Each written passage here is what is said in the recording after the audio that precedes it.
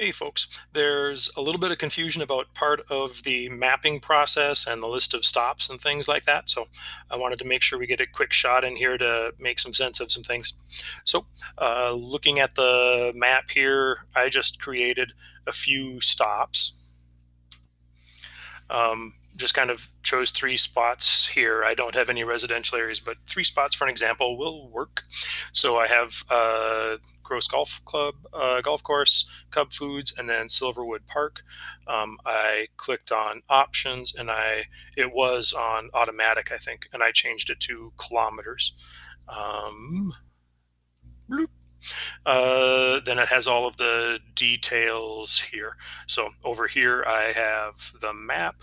So when it comes time to get the map into your slideshow, you should be able to do some sort of a screen capture. Uh, just kind of floop. There you go. There's a map. Um, when you're looking at the destinations and the times, and this is then where there was a question. So over here, I have the three destinations that are included in my abbreviated demonstration here or example. When I click on details there, then that gives me the time, or pardon me, that gives me like the first spot.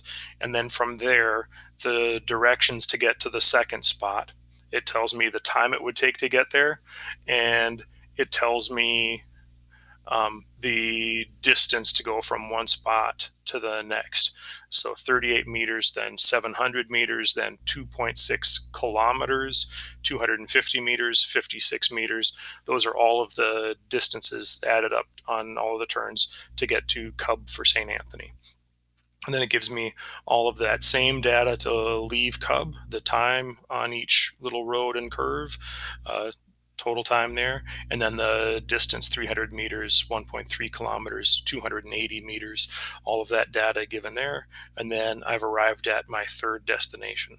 So I'm going to show you all of the steps that are necessary to get to the data table that is posted in today's Google Classroom thing. Today is Monday, October 5th. There's a spreadsheet there where you can include some stuff that will make it easier for graphing and things like that. So I'll show you all of those intermediate steps. Oop, go away. Okay, so I've now got this list of stops and things here. And you'll notice that the first spot that we left, Gross National Golf Club, at the end of that and just before Cubs St. Anthony, there's 7 minutes, 3.7 kilometers. So there's a time and a distance. And then for Cub Foods, there's all of that same stuff again.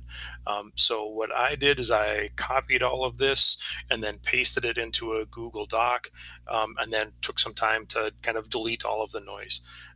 But we have then here the first spot that we left, and then the time it takes to go from this stop to the next stop, total time, and the distance traveled from one stop to the next. Then Cub Foods St. Anthony, I've got the total distance it takes to leave Cub Foods and go to Silverwood Park, 4 minutes time, and 1.9 kilometers distance to get from Cub Foods to Silverwood Park. So I'm going to try to use that data to put things into the spreadsheet for graphing these things out.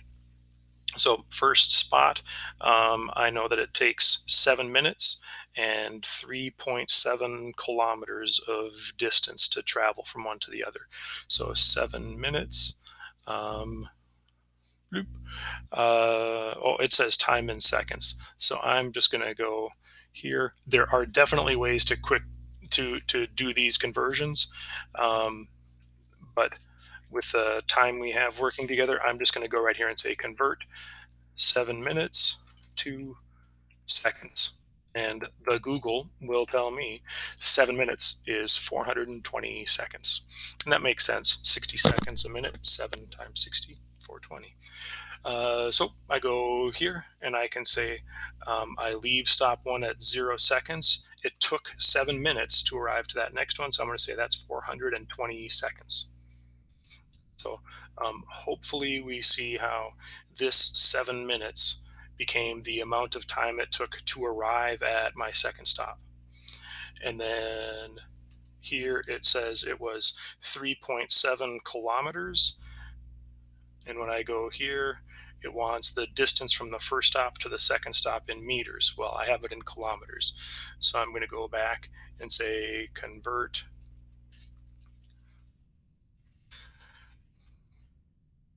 3.7 kilometers to meters. And 3,700 meters. And if we're doing things face to face, these are definitely conversions that we would simply go through and do on our own, maybe without using Google. Um, uh, it's a mathematical operation you guys can definitely do, but it's a matter of trying to kind of make sure we're using our time in a reasonable manner right now. So 3,700 meters is then what I'm going to put here. 3700. There you go. And then notice that I'm only putting numbers in these columns. I'm not putting any meters or seconds or kilometers or any of that stuff, just numbers, so that when it graphs, it can do so. If we put letters in here, then it won't be able to graph. And now this is the spot where some folks, I think, had some questions. So I have arrive at stop two, this position, this time, and then leave stop two. That's the spot that I think caused some confusion. So when I'm leaving stop two, I'm still at that same spot. I'm still at, I suppose we should say over here, I should put the names of these things in. Um,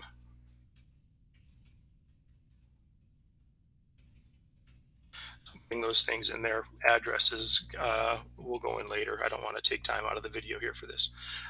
So when I arrive at stop two, I've arrived at this position 3,700 meters away from Gross Golf Course. And it took me 420 seconds to get there.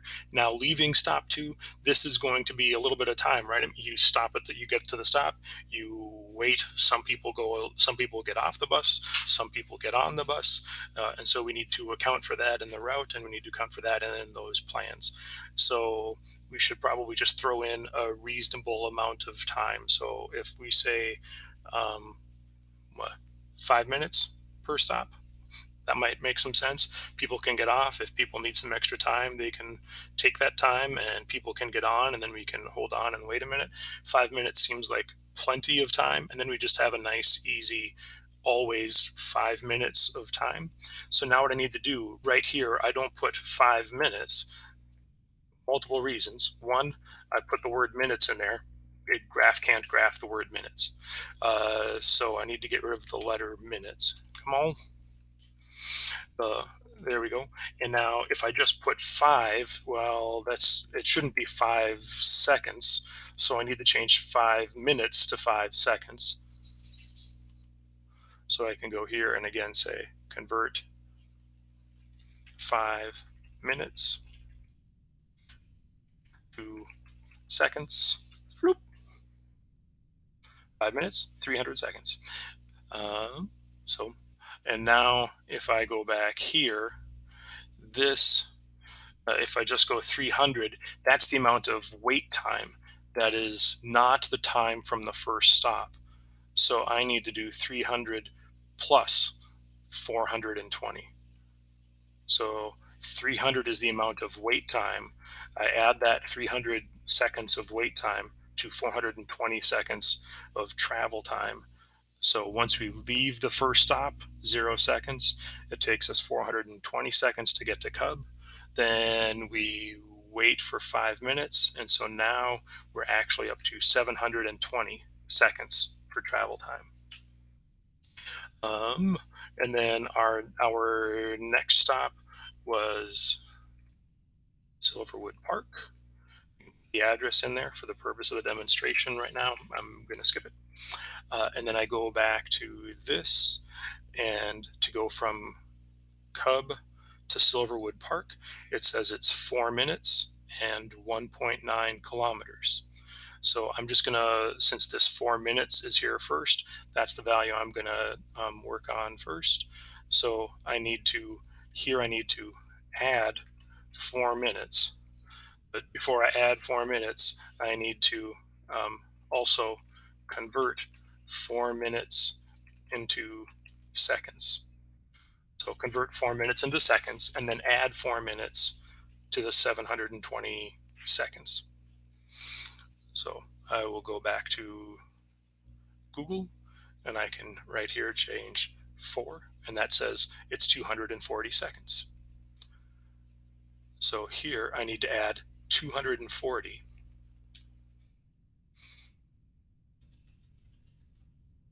And here's a neat little trick if you're into this. If I just type the equals sign, oops, just one, and I say 240 plus 720, it should just flat out do that for me. What a beautiful thing. Then here, and if you don't want to do it that way, you can just pull up your calculator, right? Calculator, and you can just say, zoom. You can just say 720 plus 240, bloop, 960. There we are. So then the next thing would be to get that position from the first stop to the next. And I go back here. It was an additional 1.9 kilometers. So here I need to add, I'm going to do this in words first here in text, add, well here, you know what, I'll try to do it in sequence. Change 1.9 kilometers to meters, then add to 3700 meters. So that's the thing that we need to do. So convert 1.9 kilometers to meters, 1.9, and then down here I can just change, it's all on time. I need to go up here first. Oh.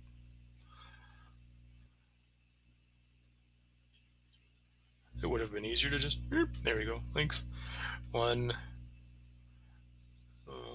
kilometer, 1.9 kilometers is how many meters? 1,900. So here I need to add 1,900 to 3,700. So I can either do equals 1900 plus 3700, or again, we can just pull up the handy dandy calculator and do it right on the calculator. 1900 plus 3700, 5,600. So that gives us the amount of distance we've traveled in total from the beginning.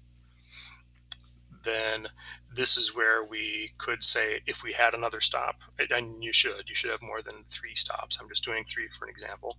We would leave here, that distance would be the same, and our time from our first stop, this would equal that 960 seconds of total travel time to get here, plus that 5 minutes of wait time for people to get off the bus and people to get on the bus.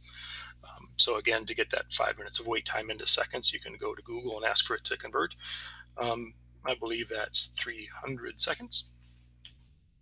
So you can do that. There you go. So this is the process that I'm talking about. I tried to keep this video brief, but I think she got a little bit on the long side. Sorry about that, folks. And then if we go over here and we look at our graph, our position time graph is already kind of plotting itself out. I set things up so it would do that automatically. So your starting point, your first stop, your wait time, your second stop, that's the idea for this position versus time graph. I hope that helps. Please let me know if you have any questions or concerns. Have a great day.